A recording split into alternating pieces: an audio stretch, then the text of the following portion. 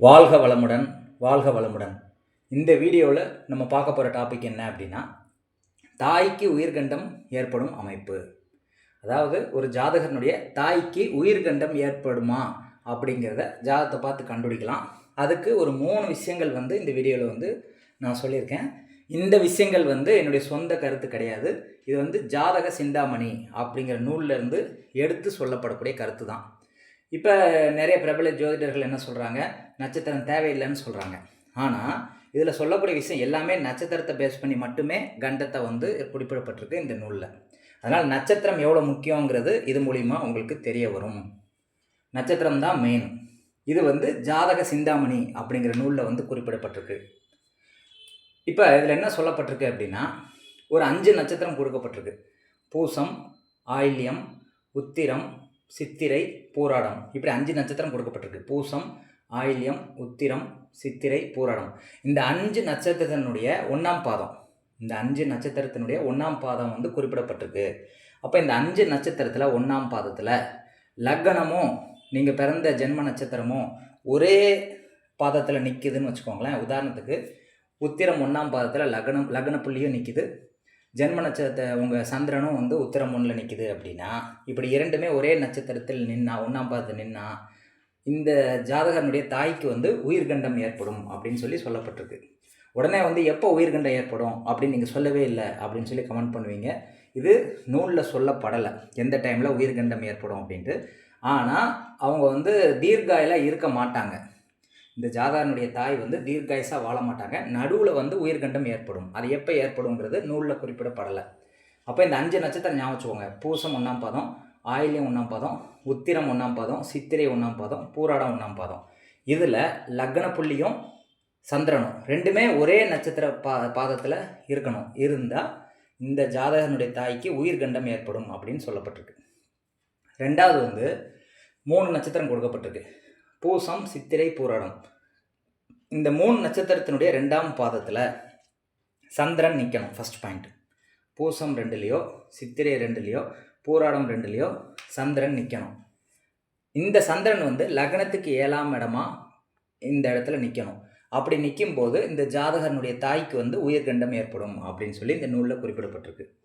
ஒரு உதாரணம் பார்ப்போம்.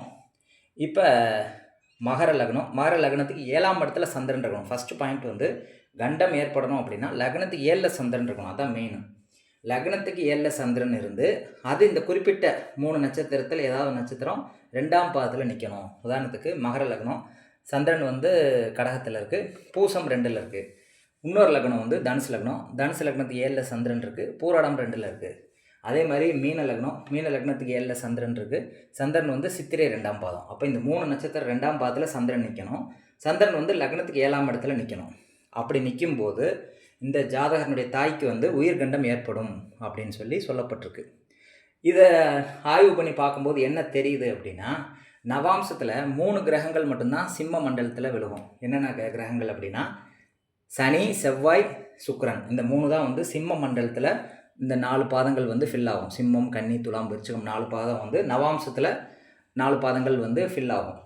அப்போ பூசம் 2 அப்படின்னா நவாம்சத்தில் கன்னியில் தான் விழுகும். சித்திரை 2 அப்படின்னா அதுவும் நவாம்சத்தில் கன்னி ராசியில் தான் விழுகும். பூராடம் 2 இதுவுமே நவாம்சத்தில் கன்னி ராசியில் தான் விழுகும். அப்போ நவாம்சத்தில் கன்னியில் சந்திரன் இருக்க மாதிரி இந்த அமைப்பு இருக்குது. அப்படி இருக்கிற பட்சத்தில் இந்த ஜாதகனுடைய தாய்க்கு கண்டம் ஏற்படும் அப்படின்னு சொல்லப்பட்டிருக்கு. இந்த 3 நட்சத்திரம் பூசம், சித்திரை, பூராடம் 2ஆம் பாதத்தில் சந்திரன் நிற்கணும். அது லக்னத்துக்கு 7ஆம் இடத்துல சந்திரன் இருக்க மாதிரி இருந்து இந்த நட்சத்திர பாதத்தில் நிற்கும்போது ஜாதகனுடைய தாய்க்கு உயிர்கண்டம் உண்டு அப்படின்னு சொல்லப்பட்டிருக்கு. 3வது மகம், உத்திரம், ரேவதி. மக நட்சத்திரம், உத்திர நட்சத்திரம், ரேவதி நட்சத்திரம். இந்த 3 நட்சத்திரங்களினுடைய 4ஆம் பாதத்தில் ஒருத்தர் பிறந்திருக்காருன்னு வச்சுக்கோங்க. சந்திரன் நீங்கள் பிறந்த நட்சத்திரம் மகம் 4, உத்திரம் 4, ரேவதி 4 நீங்கள் பிறந்திருக்கீங்க. எக்ஸ்ட்ரா மகம் 1. இந்த 4 நட்சத்திர பாதங்களில் நீங்கள் பிறந்திருக்கீங்க அப்படின்னா இந்த பிறந்தவனுடைய தாய்க்கு உயிர்கண்டம் உண்டு அப்படின்னு சொல்லி இந்த நூலில் குறிப்பிடப்பட்டிருக்கு. அதை நம்ம எப்படி எடுத்துக்கலாம் அப்படின்னா, கண்டாந்த நாளிகை மட்டும் எடுத்துக்கிட்டால் போதுமானது. அதாவது மக நட்சத்திரத்தில் 0லேருந்து 1 டிகிரிக்குள்ளே சந்திரன் இருக்கணும், அல்லது 29லேருந்து 30 டிகிரிக்குள்ளே சந்திரன் நிற்கணும். உத்திரம் 29லேருந்து 30 டிகிரிக்குள்ளே சந்திரன் இருக்கணும். ரேவதி நட்சத்திரம் 29லேருந்து 30 டிகிரிக்குள்ளே சந்திரன் போய் நின்னா மட்டுமே இந்த ஜாதகனுடைய தாய்க்கு வந்து உயிர்கண்டம் ஏற்படும் அப்படின்னு நம்ம எடுத்துக்கலாம். ஆனால் அந்த நூலில் வந்து 4ஆம் பாதம் போட்டிருக்கு. ஆனால் கண்டாந்த நாளிகை அப்படின்னு எடுக்கும்போது கடைசி 1 டிகிரி, மகமில் கடைசி 1 டிகிரி, முதல் 1 டிகிரி, உத்திரமில் கடைசி 1 டிகிரி 29லேருந்து 30 டிகிரி, ரேவதியில் 29லேருந்து 30 டிகிரிக்குள்ளே சந்திரன் போய் நின்றுச்சு அப்படின்னா இந்த ஜாதகனுடைய தாய்க்கு உயிர்கண்டம் ஏற்படும். பிறக்கும்போது அவங்க இறப்பாங்களா, 10 வயசு இருக்கும்போது இறப்பாங்களா, அல்லது நடுவில் மரணிப்பாங்களா அப்படின்லாம் இந்த நூலில் குறிப்பிடப்படலை.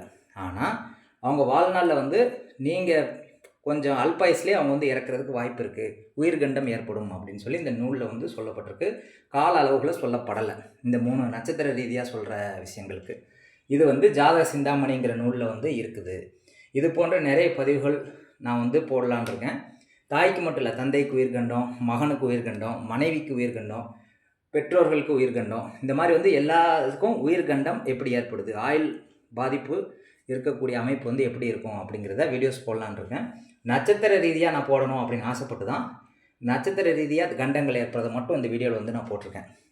நட்சத்திரமே தேவையில்லைன்னு சொல்கிறாங்கல்ல, அவங்களுக்காக தான் இந்த பதிவு. நட்சத்திரம் தேவையில்லைன்னா இந்த நூலில் வந்து நட்சத்திரத்தை எதுக்கு குறிப்பிடப்பட்டிருக்கு, நட்சத்திரத்தை பேஸ் பண்ணி தான் கண்டம் ஏற்படும்ங்கிறதுனால தான் நூலில் குறிப்பிடப்பட்டிருக்கு.